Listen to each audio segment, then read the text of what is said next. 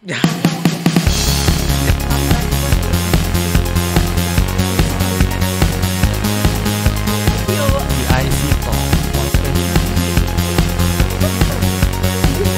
Mohon maaf Bapak Ibu.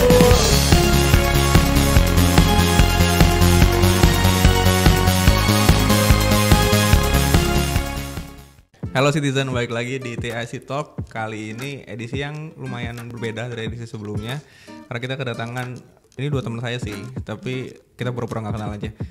Boleh dong nyapa ke kamera. Ini yang situ yang tengah. Siapa dong? Apa namanya? Citizen. Oh iya, halo Yang itu, yang Citizen. Saya Rean dari Legal. Hai Citizen, saya Kartika dari Corporate Legal. Mereka berdua dari Corporate Legal. Gak apa-apa. Apa sih Corporate Legal tuh? Apa? Yang senior dong yang Iya jawab. senior, Coba. boleh. Corporate Legal itu legal korporat. Iya itu kan translatornya. Saya kalau gitu saya nanyanya ke Google aja kalau gitu, nggak usah Jadi nanya ke Bapak. Corporate Legal itu apa ya? Ini serius nih, bagus. Bagian hukum dalam suatu perusahaan. Betul. Di mana dia tuh mempunyai tugas sebagai apa ya? Bukan penilai juga sih, sebagai menentukan hal baik dan buruknya perusahaan itu harus seperti apa gitu. Ya Mas. Iya, kita juga punya fungsi utamanya yang pasti menjaga perusahaan ya. Jadi benteng pertamanya perusahaan. Kan kalau teman-teman kemarin sempat nyimak, kita ada tayangan soal SPI, Satuan Pengawasan Intern. Bedanya apa sih? Kan kalau mereka tuh pengawasan ya fungsinya. Kalau teman-teman Corporate Legal fungsinya apa sih? Kalau SPI itu kan mereka lebih menjaga kepatuhan, kewajaran secara internal. Jadi ibaratnya apa ya? Ketertiban juga. Maksudnya ketertiban itu ketertiban secara prosedur, pekerjaan.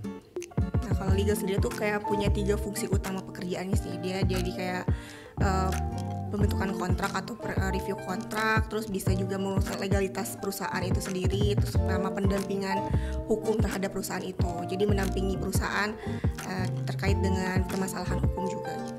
Ini kalau gue boleh so tahu ya. Berarti kalau SPI itu kayak misalnya polisi gitu lah ya. Kalau legal tuh pengacara kali ya. Ya bisa. Iya nggak sih? Bisa dibilang seperti itu. Gitu ya. Nah, tapi kan sebenarnya fungsi legal juga ada nih yang orang-orang kayak hotman, pengacara-pengacara gitu kan ya. Kalau ada kasus baru ke mereka. Nah, kalau bedanya sama corporate legal tuh apa sih? Ya, jadi kalau corporate legal itu yang ngurusin perusahaan secara luas. Kan perusahaan kita kan juga bidangnya nggak cuma satu, bermacam-macam. Nah, itulah semua harus kita kuasai dan kita jaga legalitasnya. Kalau kita menyerahkan itu kepada pihak luar kan nggak tahu kan bagaimana sih ruang lingkup pekerjaan perusahaan itu. Jadi kita harus ada kayak orang khusus yang benar-benar menguasai dari perusahaan itu bergerak di bidang apa, terus pendampingannya seperti apa kalau ada permasalahan. Jadi yang benar-benar mengetahuinya kan harus orang internal perusahaan itu. Gitu. Berarti resiko-resikonya beda ya sama urusan-urusan individu gitu lah ya. Nah kalau perusahaan tuh resiko apa sih yang harus diperhatiin di lingkup legalnya? Nah kita harus memperhatikan apakah pihak yang kita kontrak itu dia mempunyai legalitas yang kuat. Terus orang yang mendampinginya atau orang yang mewakilinya benar-benar orang yang berhak untuk mewakili perusahaan itu. Terus dengan pekerjaan yang kita dapetin, apakah sesuai dengan anggaran dasar kita, tidak bertentangan dengan anggaran dasar kita. Itu sih yang diperhatiin.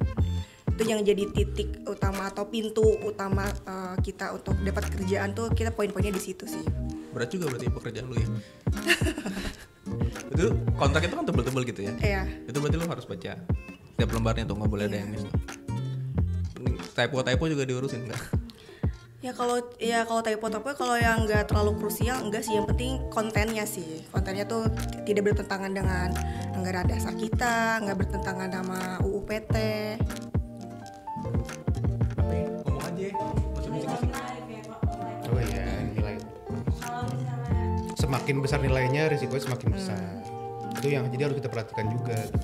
Salah satu pertimbangan kita lah melihat, oh nih kalau uangnya besar, nilai pekerjaannya besar, kita harus lebih detail lagi memperhatikannya gitu.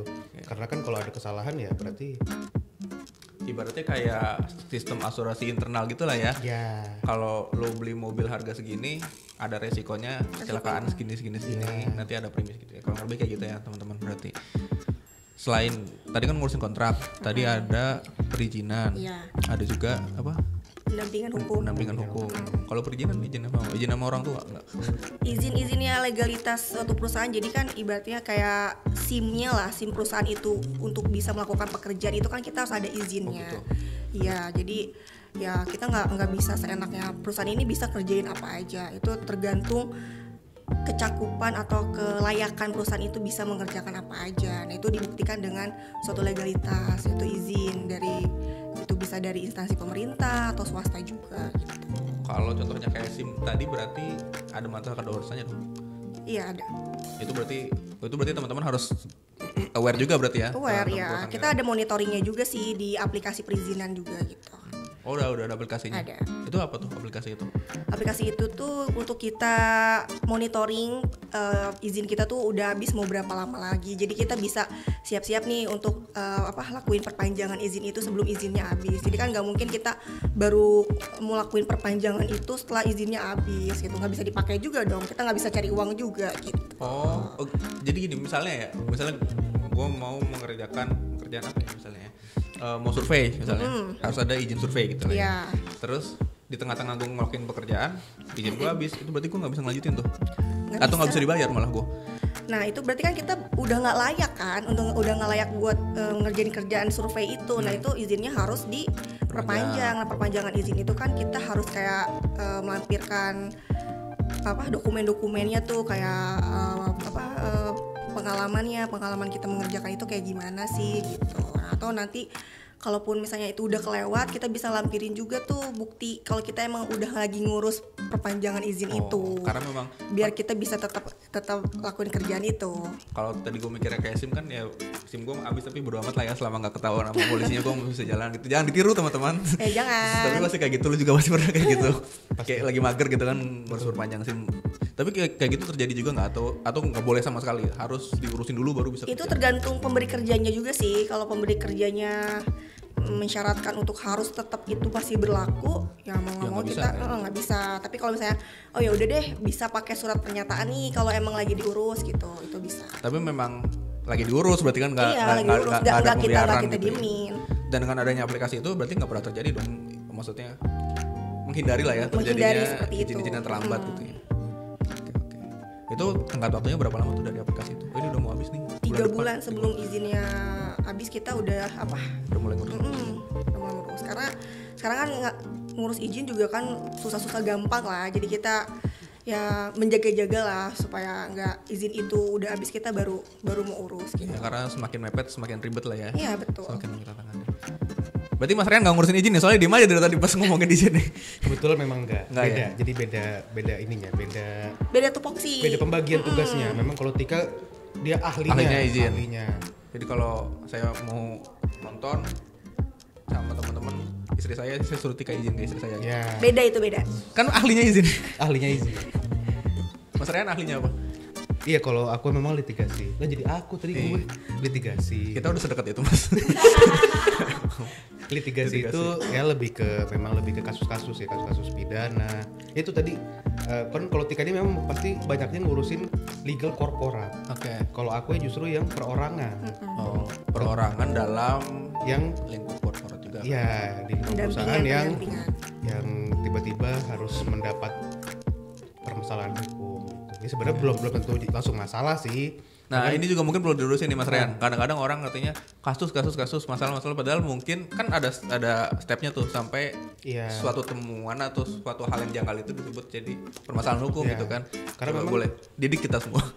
Bisa juga awalnya memang sebenarnya aparat penegak hukum gitu ya, kejaksaan atau kepolisian manggil kita sebenarnya malah Sebagai saksi. mereka butuh bantuan kita sebagai ahli gitu. Oke. Jadi nggak serta-merta langsung jadi masalah. Itu kalau dipanggil sebagai ahli apa yang diminta konsultansi berarti? Iya, konsultasi. Jadi misalnya nih, polisinya misal polisi gitu ya, kebetulan dia menangani kasus batu bara gitu di suatu daerah. Terus dia malah ternyata butuh bantuan, dia ingin menilai sendiri. Jadi dia pengen membandingkan lah penilaian batu baranya itu Nah dia kadang bisa memakai SI, dia pinjam lab kita. Nah itu mereka manggil kita melalui surat gitu. Ya seakan-akan kadang-kadang kan kita kaget kan, wah panggilan aparat penegak hukum nih gitu. Ternyata malah minta bantuan, membantu gitu lah ya, kita membantu pembuktian sesuatu hal gitu. Iya. Gitu. Selain itu apalagi kalau di litigasi? Terus jadi gini, kalau saya tuh pengen jelasin kalau pendampingan hukum itu sebenarnya nggak serta merta cuman dampingin gitu, tapi kita harus juga bisa melihat situasi kondisi di sana, mungkin melakukan pendekatan ke aparatnya. Supaya maksudnya pendekatan ini itu ya kita melihat lah, bisa melihat secara luas kasus apa sih yang terjadi gitu. Apakah benar ada karyawan kita memang ada keterlibatan atau enggak, ya itu kan bisa menentukan langkah kita ke depannya. Maksudnya kita harus membantu bagaimana caranya gitu, yang mana yang terbaik untuk perusahaan maupun terbaik untuk karyawan tersebut. Maksudnya biar nggak salah sasaran juga gitu, yang nggak salah langkah hukum gitu lah ya. Harusnya ya pegawai kita memang di situ nggak salah, mungkin nanti jaksanya kurang pemahaman apa gimana, kita luruskan di situ gitu. Makanya perlu pendampingan dari internal bagian hukumnya gitu. Karena selain ngerti hukum juga ngerti apa yang dikerjain sama orang-orang itu kan. Atau orang-orang itu sama teman-teman kita. Iya. Atau ternyata memang terlibat, ya kita jeblosin sekalian gitu. Ya kan benar. Iya. Ya nggak apa-apa. Kalau memang dia melakukan kesalahan, ya. Kita harus fair. Iya, kita tidak bisa mendampingi orang yang emang salah. Salah. Walaupun itu pegawai kita, kalau emang dia salah dan tidak sesuai aturan ya kita. Nah, tapi itu kan terjadinya setelah ada suatu hal yang tidak ideal, ada pelanggaran, entah misalnya di kontrak atau pekerjaan yang tidak sesuai sama perjanjian dan segala macam. Bisa nggak sih minta pendampingan sebelum ada hal yang salah? Kayak ada nih misalnya mau berkontrak terus datang ke Mas Rian, Mas, gue mau ada pekerjaan ini beresiko nggak sih? Terus kalau gue melakukan tindakan ini bahaya nggak sih buat perusahaan? Berhada nggak sih kayak gitu? Atau nggak sampai situ? Oh ya boleh itu. Malah justru memang sebenarnya kadang-kadang ya awal legal review itu begitu gitu. Jadi memang intinya kan unit kerja itu minta dilihat lah, misalnya dia mau bikin suatu kesepakatan, ini apa aja sih Mas risiko-risikonya yang kita hadapi gitu. Sama misalnya satu perusahaan X yang itu udah apa sih yang dilihat, historis apa sih? Apa historis dulu pernah bekerja sama kita, terus sebelumnya dia menyalahi kontrak atau gimana?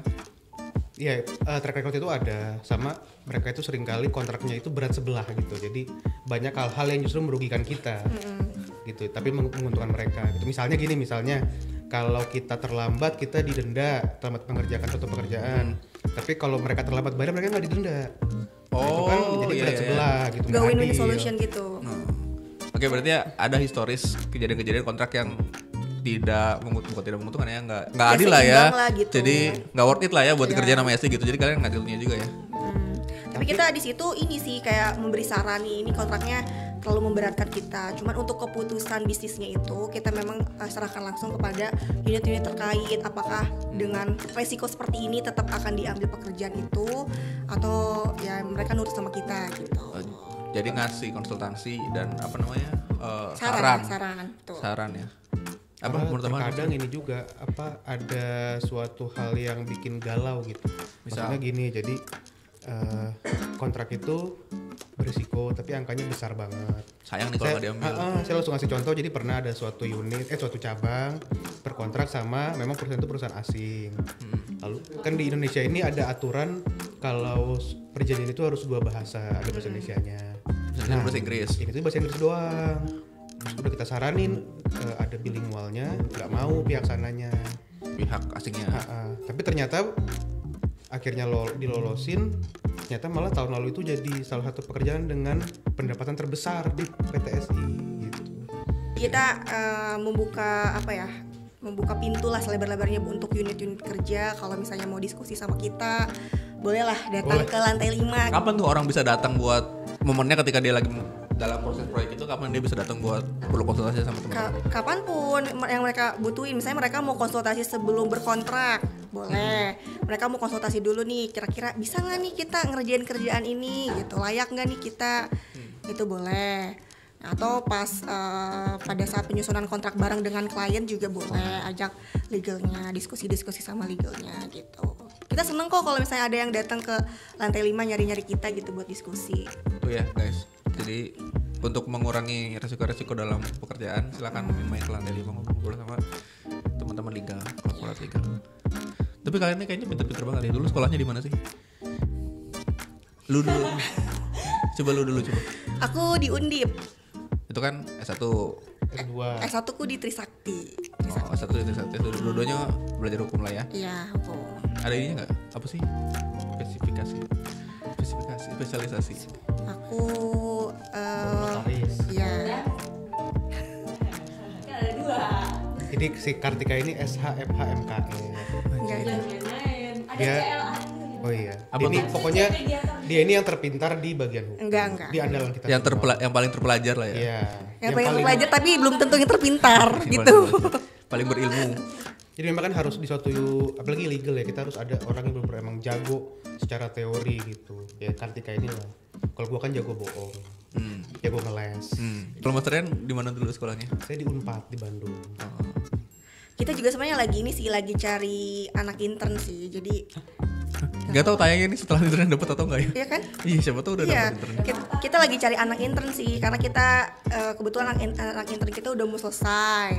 Nah terus kita emang lagi cari-cari. Nah kalau buat adik-adik nih yang masih kuliah, yang mau gabung di kita, boleh nanti hubungin aja ya. Jadi buat adik-adik mahasiswa yang sekarang lagi kuliah hukum, Iya kuliah hukum.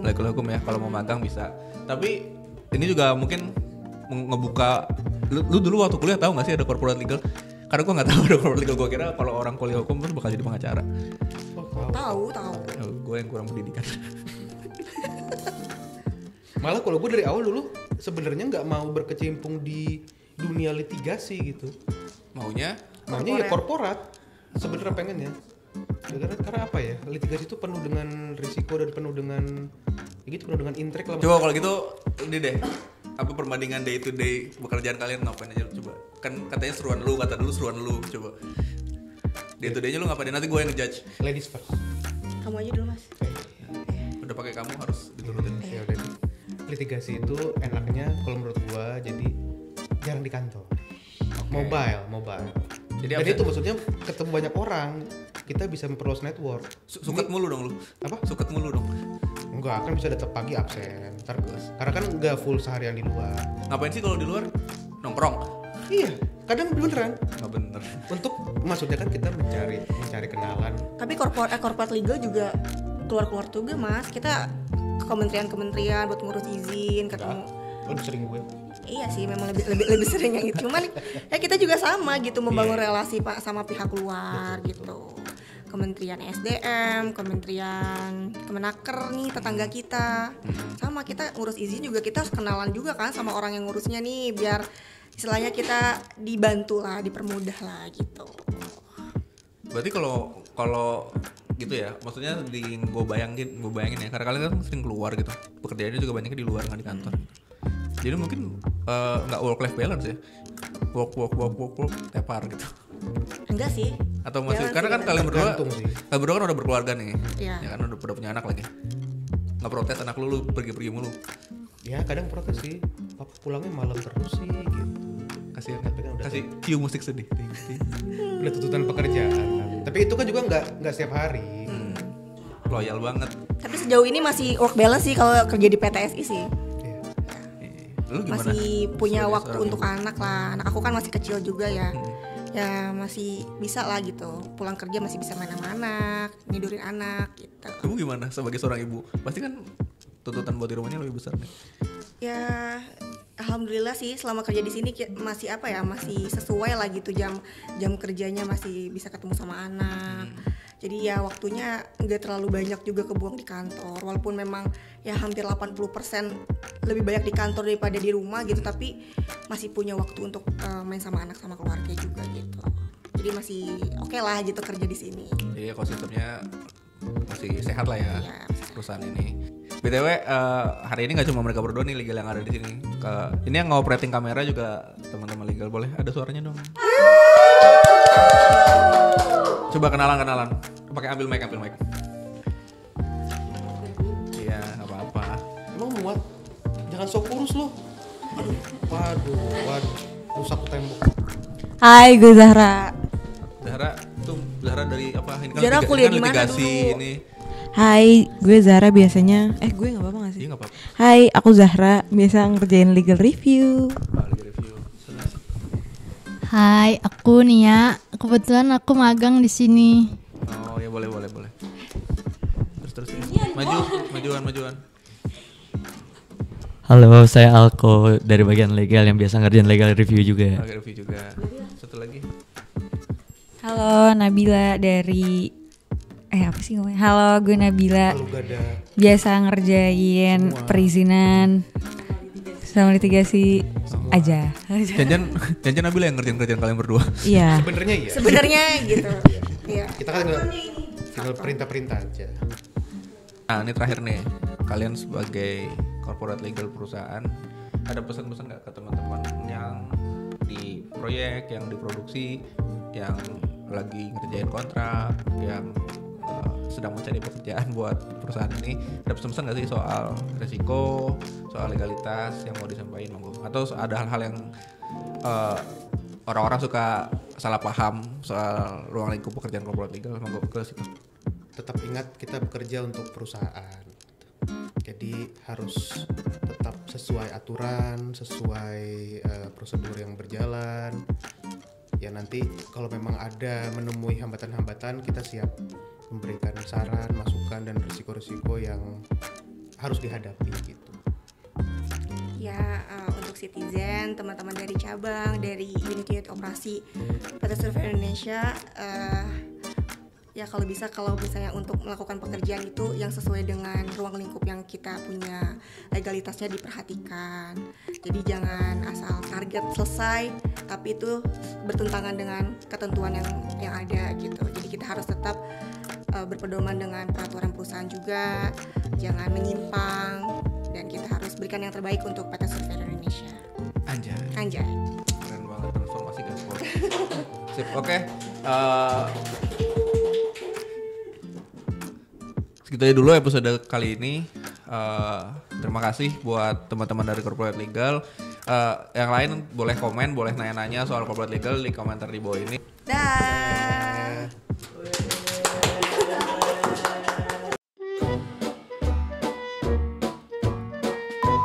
Kamu poin yang diperhatiin apa sama si perusahaan ini?